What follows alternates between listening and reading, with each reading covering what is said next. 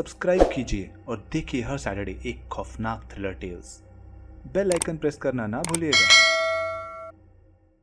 Hi friends, आप सबको very happy weekend. और हम आज अपनी कहानी पूरी करेंगे। द बेसमेंट के पार्ट 1 में आपने देखा कि प्रिया अपने काम के लिए नए शहर नए घर में शिफ्ट हुई है, लेकिन वहाँ उसे कुछ अजीब एक्सपीरियंस होने लगे। कभी कोई बेल बजाता, कभी खिड़कियाँ अपने आप खुल जाती, तो कभी कोई नॉक करता। प्रिया देर रात में अचानक उठी और उसे लगा कि उसके रूम के बाहर ही कोई खटखटा रहा है, तो वो घबरा गई। और आगे की कहानी देखने से पहले आप इस चैनल को सब्सक्राइब जरूर कर लीजिए ताकि आपको नए वीडियोस के नोटिफिकेशंस मिलते रहे। मैं रेगुलरली नए वीडियोस अपलोड करती रहती हूँ, तो एक सब्सक्राइब तो बनता है। Thank you friends.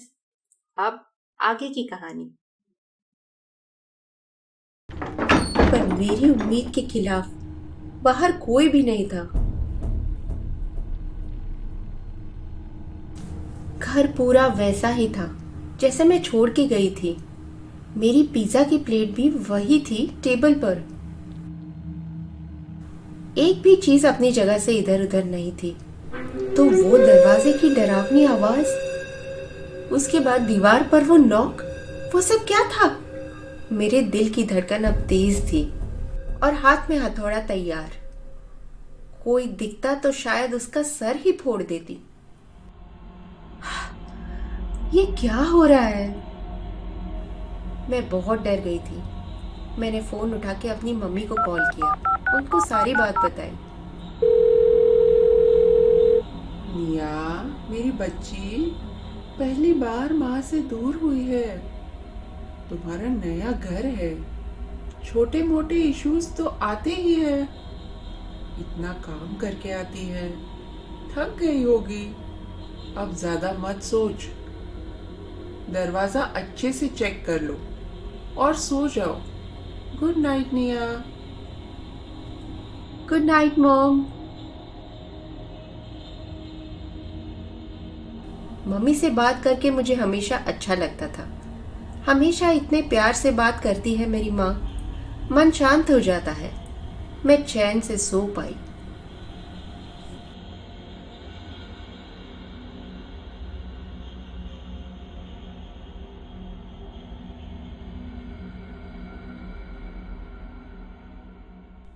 अगले दिन काम से आते आते थोड़ा लेट ही हुआ। 9 बजे होंगे। मैं घर पहुंची। जैसे ही मैंने घर के अंदर आने की कोशिश की, मुझे कुछ अजीब सी फीलिंग होने लगी। पता नहीं, उस फीलिंग को शब्दों में नहीं समझा पाऊंगी। कुछ बात तो थी उस घर में। मैं कुछ अजीब सी प्रेजेंस महसूस कर रही थी। कुछ नहीं होगा, चलो अपने कुछ काम निपटा लेती हूँ। वो सामान निकालना बाकी था। मैंने वो बॉक्स लाके जमीन पर रखा कि अपना सामान अलमारी में जमा दूंगी।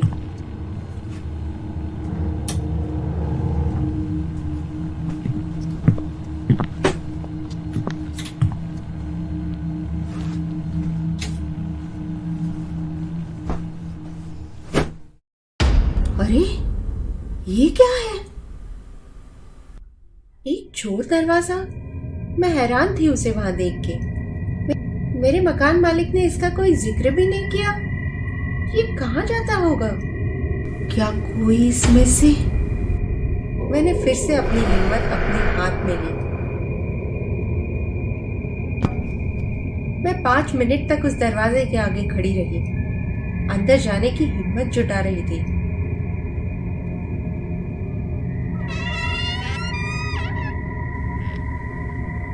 ओह, पर अंदर कितना अंधेरा है।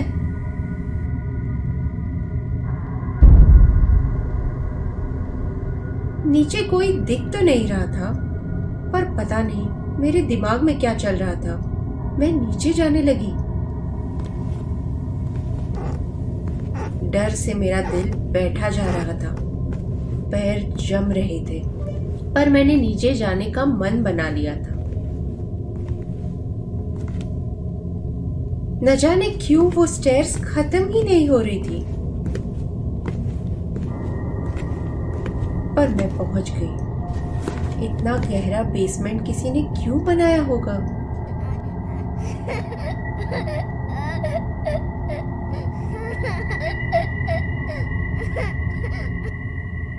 कोई नहीं है यहाँ, पर वो रोने की आवाज सचमुच आई थी।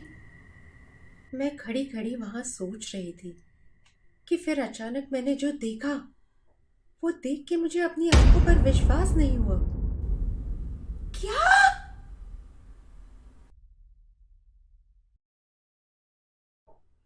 एक बच्चा, उसके हाथ उसके चेहरे पर थे। न जाने क्यों वो रो रहा था। कौन है वहां? कौन हो तुम? यहाँ कैसे आए मेरे बेसमेंट में? देखो, रो मत, मैं तुम्हारी मदद करूंगी। मैं हिम्मत करके उसकी तरफ कदम बढ़ाने लगी, डरते डरते। 1, 2, 3। फिर अचानक उसने अपने हाथ हटाए। मैंने उसका चेहरा देखा तो मैं स्तब्ध रह गई। उसकी आंखें ही नहीं थी, बस आंखों के गड्ढे थे, जैसे किसी ने निकाल लिए हो। मैं उसकी तरफ देखती रही। फिर वो बहुत जोर से चिल्लाया। वो आवाज इतनी लाउड और भयानक थी कि मैंने अपने कान बंद कर लिए। मेरे हाथ से मेरा फोन गिर गया। मेरे दिल की धड़कन से मेरी छाती फट रही थी।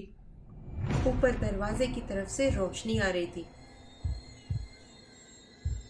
फिर मैं भागने लगी। मैं इतना तेज भागी जितना जल्दी हो मैं वहां से निकल जाना चाहती थी।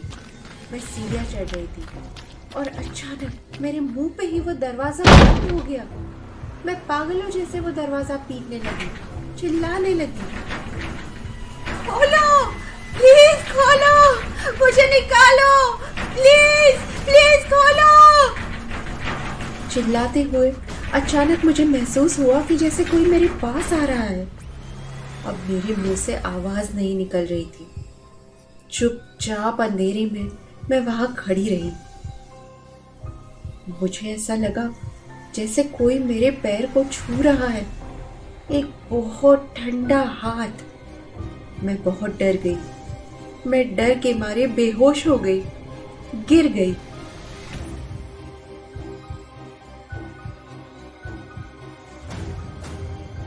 न जाने मैं वहां कब तक बेहोश रही।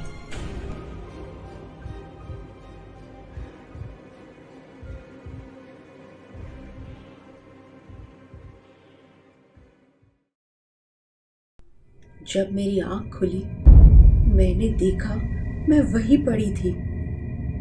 मैंने उसे देखा। वो जो भी था, वो वहीं खड़ा था। मैंने अपने पैर की तरफ देखा। मेरा पैर कोई खा चुका था।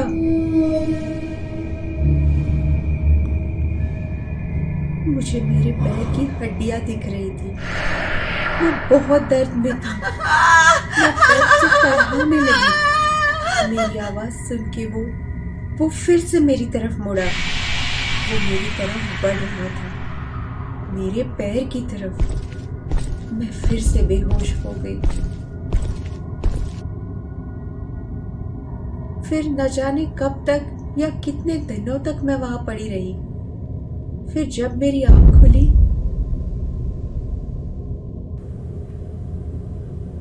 मैं एक हॉस्पिटल में थी।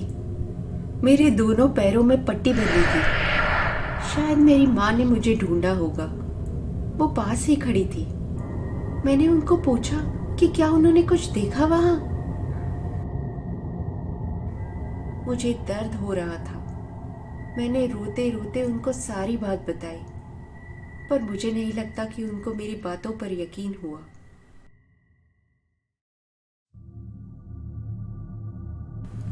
मैं आज तक हर रोज चिल्लाते हुए उठती हूँ। मुझे उसकी सपने आते हैं। पलकें झपकाती हूँ तो वो दिखाई देता है। मैं अब अपनी माँ के साथ ही रहती हूँ। मैं यूं तो कभी किसी के साथ अपनी कहानी शेयर नहीं करती। मुझे डर लगता है कि कहीं वो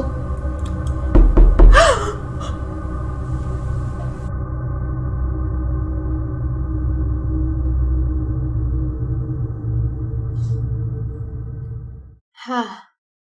तो कैसी लगी फ्रेंड्स आपको प्रिया की कहानी बेसमेंट? मुझे कमेंट्स में ज़रूर बताइए। और आपको पसंद आएगी ऐसी एक कहानी है कुंदन बाग की। हैदराबाद में स्थित एक बंगलो जहाँ रात में एक चोर चोरी करने गया था।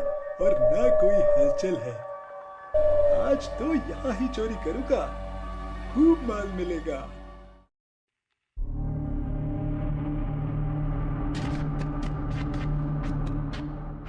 और फिर उसने जो वहां देखा वो उसने पुलिस को रिपोर्ट कर दिया। सच्ची घटना पर आधारित ये स्टोरी आपको जरूर पसंद आएगी।